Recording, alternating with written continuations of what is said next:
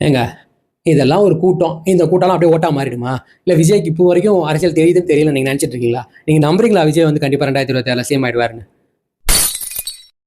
ஈரோட்ல நடந்தது மாநாடா பொதுக்கூட்டம்ன்ற கன்ஃபியூஷன் இன்னைக்கு வரைக்கும் போயிட்டு இருக்கு. ஏன்னா டிவிக்கு அவங்க பெர்மிஷன் கேட்டது ஒரு பொதுக்கூட்டம் நடத்ததான். ஆனா வந்த மக்கள் கொஞ்சம் நஞ்சம் இல்லைங்க, சாரையா வந்தாங்க. ஆனா அவங்களுக்கு அமர்றதுக்கான போறதுக்கு சீட் இல்ல. அவங்கள மேல அவங்க கூரை கொட்டாய் கூட கிடையாது. வெயில நிக்கணும், சாப்பாடு கிடையாது. அவங்க நின்றுகிட்டே தான் தலைவனை பார்க்கணும். பட் எல்லாத்தையும் தாண்டி தான் தலைவனோட முகத்தை, தான் தலைவனோட பேச்சை கேட்டுற மாட்டோமா, பாத்திர மாட்டோமான்னு அவ்வளோ கூட்டம் வந்திருக்காங்க. ஆனா டைம் கொடுத்தது என்னமோ வேலைக்கிழமை, லீவ் நாள் கிடையாது, நல்லா சாயந்தரம் கிடையாது, 11லேருந்து 2 மணி வரைக்கும் உச்சி வெயில். வேலை நாட்கள் அவங்க வேலையை விட்டுட்டு அவங்களோட நேரத்தை ஒதுக்கி நடந்தோ பஸ்ல வந்தோ டிராவல் பண்ணி ஒவ்வொரு ஊர்ல இருந்து கிளம்பி வந்து கிட்டத்தட்ட குறைச்சி பார்த்தா கூட 50,000 பேர் இருப்பாங்க. ஆனா இது பொதுக்கூட்டம், நம்புங்க, இது பொதுக்கூட்டம்.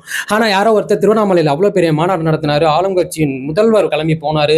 அங்க போய் சேருக்கு வந்து என்ன சொல்லுவாங்க, மியூசிக்கல் சேர் மாதிரி நடுவில் எல்லாம் சுத்தி நின்றுக்கிட்டு ஒருத்தர் உட்கார வச்சு அழகு பார்த்தாங்க. அதுக்கு பேர் மாநாடா? ஆனா அங்க போனவங்க என்ன நிலைமைன்றத நீங்களே பாருங்க.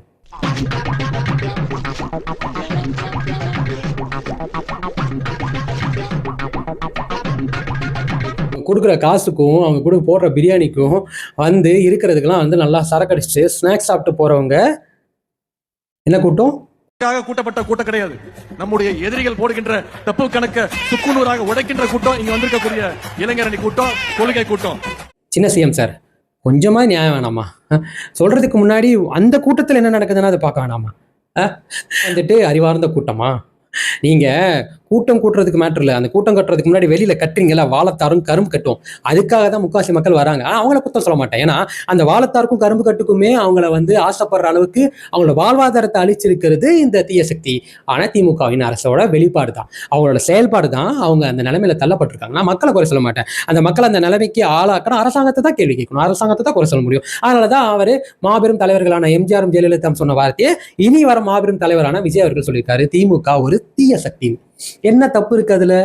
நான் அவர் மட்டும் சொல்லலைங்க, ஒட்டுமொத்த தமிழ்நாட்டில் உள்ள மக்களும், பாமர மக்களும், ஒடுக்கப்பட்ட மக்களும், பிற்படுத்தப்பட்ட மக்களும், ஜனக்குழிகளா இருக்கிற உழைக்கிற வர்க்கமும் அப்படிதான் சொல்லிட்டு இருக்கு. உங்களுக்கு டவுட்டா இருந்தா தூய்மை பணியாளர்கிட்ட போய் கேளுங்க, இல்லைன்னா இப்போ செவிலியர்கள் இப்போ போராடிட்டு இருக்காங்க கேளுங்க, எல்லாருமே அதை தான் சொல்லுவாங்க. கொடுத்த வாக்குறுதியை காப்பாற்ற முடியாத கட்சி எந்த கட்சினா திமுக தான்.